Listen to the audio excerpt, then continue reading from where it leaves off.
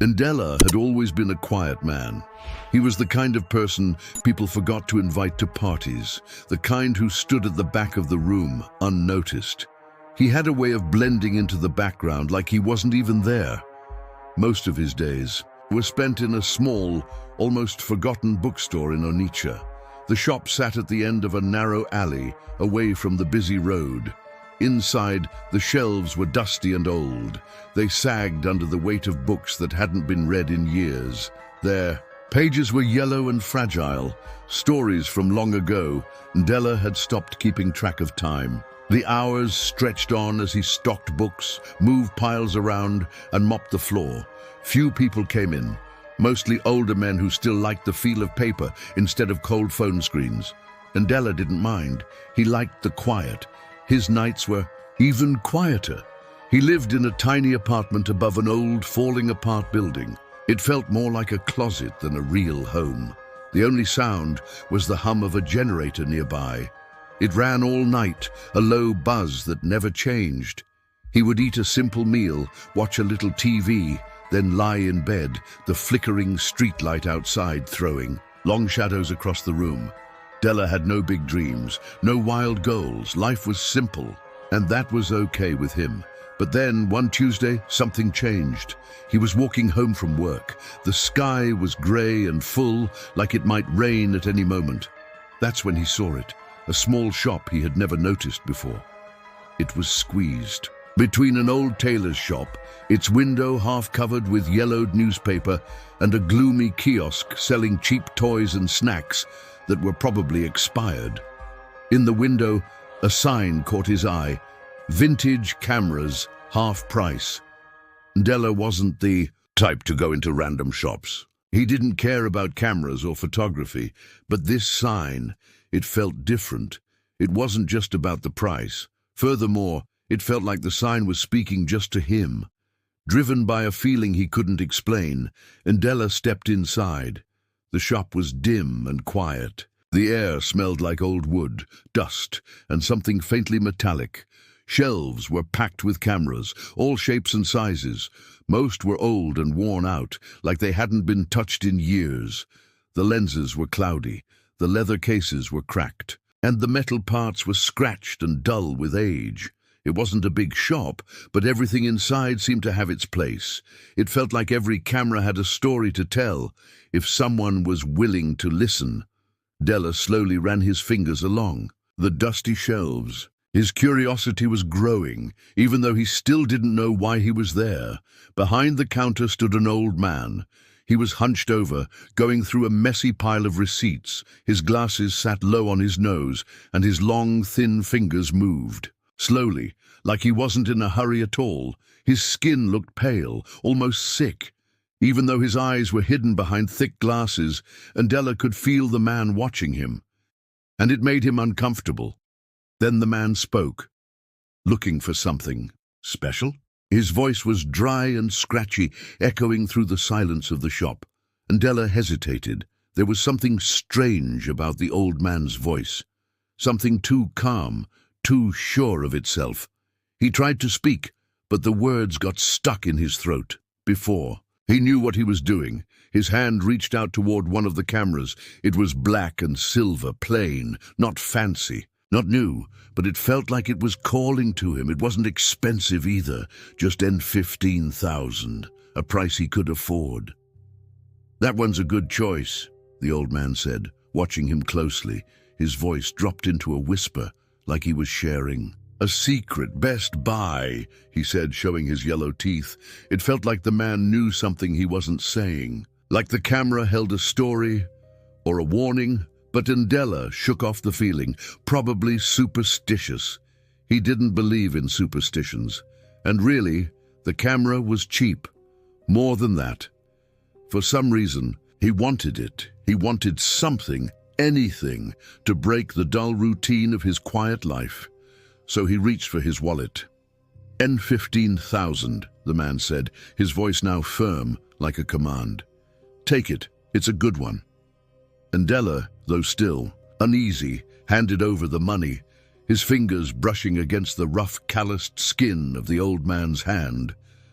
The man wrapped the camera in an old cloth, its edges frayed and worn. As Ndela turned to leave, the weight of the camera in his hands suddenly felt heavier. Shaking off the strange feeling, he stepped out into the street. The cool breeze outside doing little to shake the lingering unease that had settled in his chest. He looked at the camera again, his fingers tracing the smooth edges of the black body. Something about it felt wrong, but maybe it was just his imagination, maybe. Not with the camera in his hands, not with what it could see. The camera sat on Ndela's kitchen table like it belonged there, like it had always been there.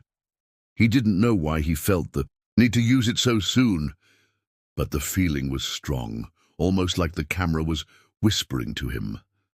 Outside, the sun was setting. The street below buzzed with generators and soft voices.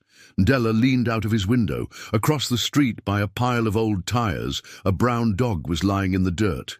He knew that dog. It belonged to the vulcanizer.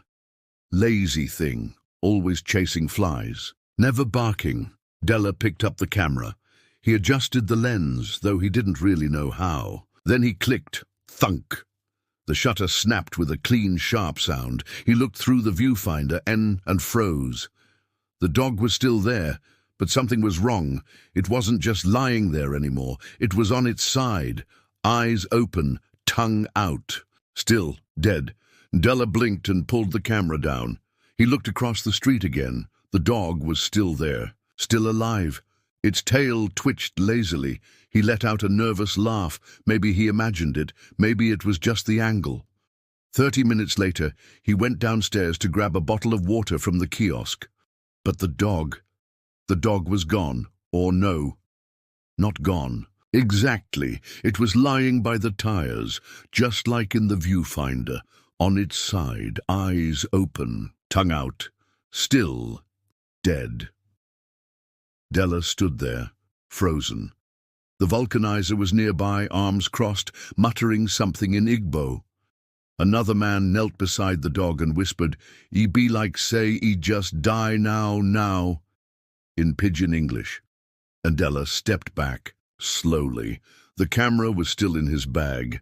Heavy, he didn't know what had just happened, but one thing was clear. The camera had shown him something, and now, in that something had come true. Ndela sat at the edge of his bed, staring at the dog photo. It hadn't been a coincidence. It couldn't be. He remembered the dog clearly, alive and wagging its tail. He had taken the photo just before leaving for the shop. 30 minutes later, the dog was dead, exactly like in the picture. His mind buzzed. What if it wasn't a curse? What if it was a gift? He took the camera in his hands, fingers trembling. Something cold stirred in his chest. What if he could predict death? What if he predict death? And then what? People would pay for that. Bad companies, criminals, revenge seekers. He looked out the window at the street below. A man was locking up his shop across the road. Ndela raised the camera slowly and took a picture. He didn't know the man's name, didn't care. He just wanted to see what would happen. The photo slid out, and in the background, barely visible, was a pool of blood. Ndela stared at it for a long time, his hands cold, his heart racing. A dark idea had been born, and it refused to go away. A couple of minutes later, he heard the loud sound of wailing from below. He didn't bother checking. He knew what had happened. Ndela had learned to be patient. It wasn't enough to just take a picture anymore. No, the secret was in watching, observing, learning. He had to understand the rhythm of people's lives. When they were most vulnerable, he followed them for days, sometimes even weeks. The longer he watched, the more he understood. He had to know their habits, their routines, their weaknesses. That was the only way to make the camera's power work just right. Ndela had become more than a man. He was a shadow, silent watcher. He didn't just take photos of random people anymore. He picked his victims. He stepped into their worlds without them ever knowing. One of the first people he followed was a woman named Nkichi. She worked at a small bakery. Every day, Ndela watched her from across the street. She served customers with a soft, quiet smile. There was something plain about her, something forgettable, and that made her perfect. She had no family, no friends who visited. She was alone, in a busy city, just another face in the crowd. Ndela followed her for a week. He learned everything. The way she left work at exactly 5:30 p.m., the way she carried her shopping bags. He knew her routine better than she did. Then came the night. Nkichi left the bakery. Ndela was waiting across the street, hidden in the shadows, camera in hand. He waited. She walked, and when the moment felt right, click, the photo developed right there, and a chill ran through Ndela's body. He moved fast. Quiet footsteps on the pavement, heart pounding. He followed her into a nearby alley. She turned around, startled, but it was already too late. Ndela stepped closer. Ndela stepped. His voice was gentle, too gentle.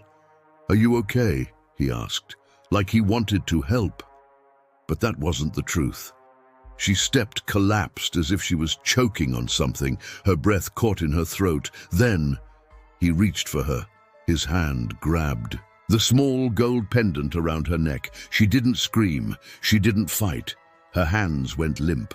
Her eyes went dull, and she collapsed, gone, just like that. The moment he took the pendant, it was over. The photo had come to life. Ndela stood over her, feeling something, not guilt, not fear, just a cold kind of satisfaction. He slipped the pendant into his pocket and walked away, took her purse and emptied the content, leaving her body behind.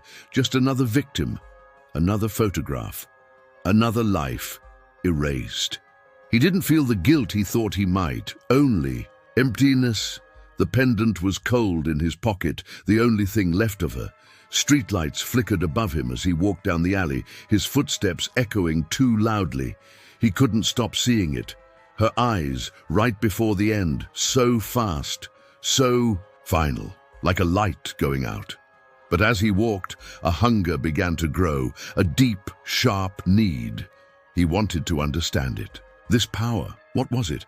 Why could he take a life with just one click? The next day, Ndela sat in his dim apartment. The pendant lay in his hand. It was old, worn, but it felt important. Then he got an idea. Whatever this is, he was going to make himself rich with it. His first victim was Mr. Chuka. The name matched the one on the banker's work badge. The photo, same man, same face, same little scar on the chin. He didn't feel guilt. He felt empower. That night, he went back to the man's compound in Owada. No neighbors peeking out, no police tape. He wore gloves. He worked fast. Click, click, click. A MacBook, a small safe, $180,000 in cash hidden inside a wardrobe. He left with a grin. Ndela learned the pattern. One picture, one death, 2 days. It didn't matter how he took the photo. As long as their face was clear, he started watching people at banks, expensive restaurants, car dealerships, the ones who flaunted money, rings, chains, perfume, confidence. He became a hunter, the camera, his trigger, their deaths, his withdrawals. He broke the rules only once, 2 pictures in one day. 2 rich boys in matching agbadas outside a nightclub. He couldn't resist. He slept for 20 hours. When he woke, both boys were already on the news, dead. There was a lot of media attention, and he swore to never take more than 1 shot a day. Again, when Ndela woke up, both boys were already on the news. They were dead. The TV showed their pictures, handsome, smiling, alive. Just a few days ago, the headline said, 2 young men found dead after night out. People were talking everywhere. One of the boys was the cousin of a politician. The other was famous on Instagram. He posted pictures with cars, clothes, and big stacks of money. Now they were gone, and someone had seen Ndela. A woman outside the club said, "There was a man. He had a camera. He took their picture. Then he disappeared." Another person said he was tall, with a beard, looked like one of those street photographers. The police started looking for him. Della felt sick. He had taken 2 pictures that night. He had broken the rule, and now everyone was watching. He told himself, never again, only 1 picture a day, never more. Della didn't go outside for 2 days. He turned off his phone. He covered his windows. He didn't even cook. He just sat with the old camera beside him. It was quiet. Della didn't touch it. 3 nights. Later, just after midnight, there was a knock at his door. It wasn't loud. 3 soft knocks, like someone tapping with their fingers. Knock, knock, knock. The knock came again. Knock, knock, knock, and Della didn't move. He stared at the door, barely breathing. His mind replayed the sound of the camera clicking on its own, the photo of his own terrified face, the strange woman in yellow who'd vanished like smoke. Another knock. "Della," a voice called out. "It's me, Jude, from next door. I just wanted to talk." And Della blinked. It wasn't her. He walked to the door slowly, carefully, then opened it a few inches. Jude stood there holding a sachet of groundnuts and a cold drink. His t-shirt was wrinkled and his eyes were serious. "Hey," Jude said, "hope I'm not bothering you." And Della shook his head. "No, just surprised." Jude glanced down the hallway, then back at Della. "I wanted to ask you something about those 2 boys that died last week, the ones all over the news." And Della tensed. "I heard. They said someone took their picture before it happened. A man with a camera. There's CCTV footage, but it's not very clear." Jude stared at him for a moment.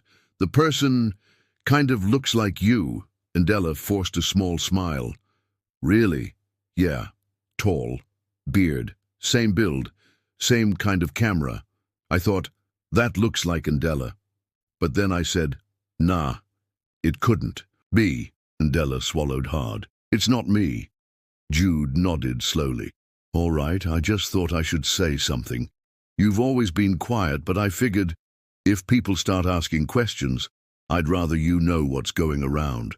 There was a silence. Then Jude added, "People are saying strange things, you know, that maybe it's not just murder, that maybe it's something darker. Cursed camera, something spiritual." He gave Della a careful look. "Anyway, I won't say anything. I don't like drama." Jude stepped back, then paused. "But Della, if that camera of yours is anything more than just a camera, you should be very, very careful." Then he walked away. Della stood there long after the door closed, heart thumping like a warning. Della sat on the edge of his bed, staring at the camera. Jude's words echoed in his head. "You should be very, very careful." The nerve of that man, coming to his door, saying he looked like the killer, warning him, watching him. What if Jude told someone else? What if the police came? What if he already knew too much? Della looked at the camera. For a moment, he imagined it, opening the door quietly, calling Jude by name, snapping a single photo. By morning, Jude would be gone. And maybe, just maybe, safe again. The camera sat on the table like it was waiting, almost like it wanted him to do it. One shot, just one. It was so easy before, the banker, the club boys, the man with the red Toyota. But now people were paying attention. "What do I do with the body?" Della whispered. Jude lived next door. If he died suddenly, police would come knocking. Neighbors would ask questions. Someone would remember Della, and besides, he didn't know how to clean up after death. He didn't even understand the rules. Della leaned forward, his hands gripping his knees. He felt trapped. The camera promised power, but never peace. Now it wanted more. It wasn't just a tool. It had appetite, and it was feeding off him. He stood up, heart racing. "I won't do it," he said out loud. The camera didn't move. But in the silence, something new happened.